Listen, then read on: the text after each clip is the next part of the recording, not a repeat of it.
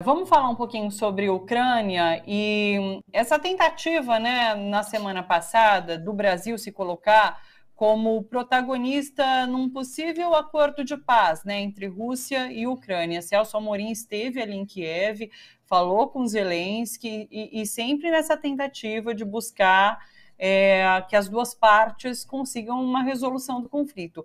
Mas isso foi, se eu não me engano, no final ali da semana, mas já no final de semana, Zelensky se encontra com essas lideranças europeias que, se não incentivam, fomentam de alguma forma a continuidade da guerra, né? Então a gente passa a não ver o final do conflito com uma perspectiva tão curta. Como que você vê esse conflito hoje e também como você vê o papel que o Brasil tem tentado exercer nessa resolução? Thalita, eu não sou muito. Eu não tenho muita esperança em que o Brasil tenha algum sucesso nessa tentativa de paz. Isso porque o conflito não é entre Ucrânia e Rússia.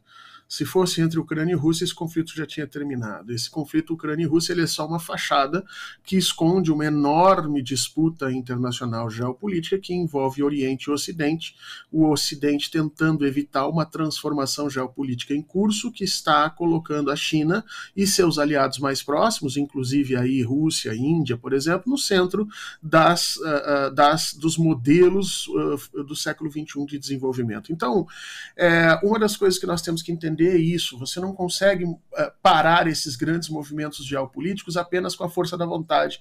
Por mais que o presidente Lula esteja correto em falar sobre paz, em defender a paz e a posição brasileira seja nobre, eu acho que ela não vai obter muito sucesso, não. Especialmente porque alguns documentos foram vazados essa semana que demonstram que o Zelensky tem, no mínimo, uma posição dual. Ou seja, na mídia e parecendo uma figura que quer apenas defender o seu país e obter paz, mas negociando internamente, inclusive ataques ao território russo, assassinatos em cima de determinadas figuras em território russo, o que pode tremendamente ser prejudicial ao andamento da guerra e à própria Ucrânia, porque a verdade é que a Ucrânia está em guerra com uma potência nuclear. A Rússia ainda não usou suas capacidades militares, mas isso não quer dizer que em qualquer momento que ela se senta ameaçada, ela não use, né? Então nós temos que ter um certo cuidado com isso. Agora, o papel horroroso que a União Europeia joga nesse processo é que vai ficar para a história. E isso o presidente Lula tem chamado a atenção com um certo cuidado, e toda vez que ele toca nisso, ele é criticado, inclusive dentro do Brasil. Mas a Europa joga um papel baixo, sujo, como há muitos anos nós não vimos a União Europeia tratar isso.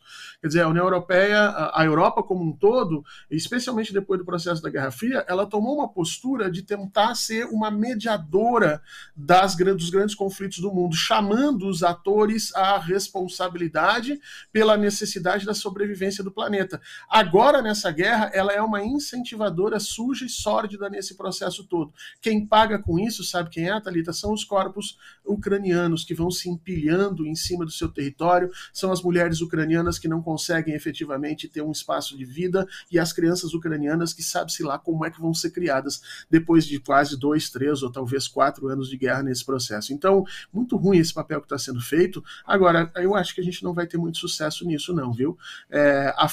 A guerra está sendo alimentada ali não pelo interesse do Zelensky ou o interesse do Putin, mas por questões muito mais profundas.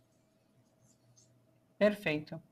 Fernando, você sabe que na semana passada eu me esqueci de te questionar sobre o que a gente vai esperar da semana, né? Porque a gente tinha esse nosso papo, né? O que esperar da semana, o que vai ser destaque na semana, eu esqueci completamente. Mas quero saber essa semana, o que a gente pode esperar da semana, o que a gente tem que ficar de olho, conta pra gente. O presidente Lula, eu acho que ao longo dessa semana, talvez no início da outra, o presidente Lula vai ter que reorganizar um pouco a sua entrada, né, a sua relação com as estruturas políticas do Brasil. O governo vem acumulando algumas derrotas importantes e algum distanciamento preocupante também com relação aos antigos atores que o apoiavam.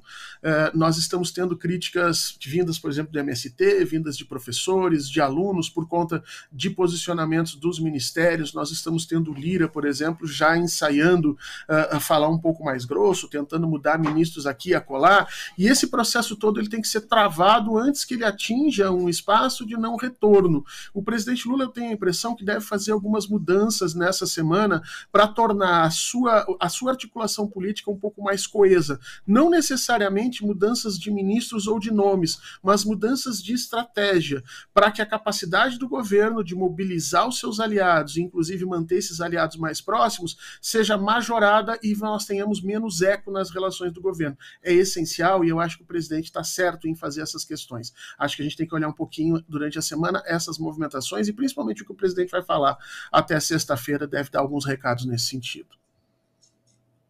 Sabe que eu li Mônica Bergamo hoje pela manhã e ela aponta nesse sentido, que Lula estaria ansioso e triste, né, com os rumos destes primeiros meses de governo, porque tem tido muita dificuldade, fez grandes promessas durante a eleição.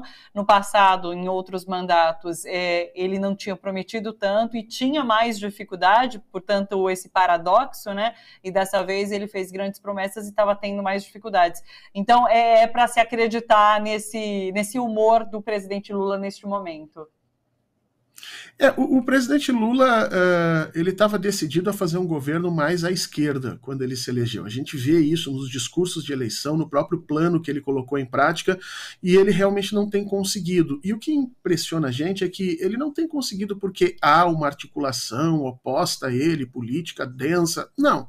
Essa articulação até em alguns momentos surge, mas ele não tem conseguido porque me parece que existem pessoas no entorno do presidente que ainda não acreditam que ele, presidente, e que esse governo possam efetivamente transformar o Brasil.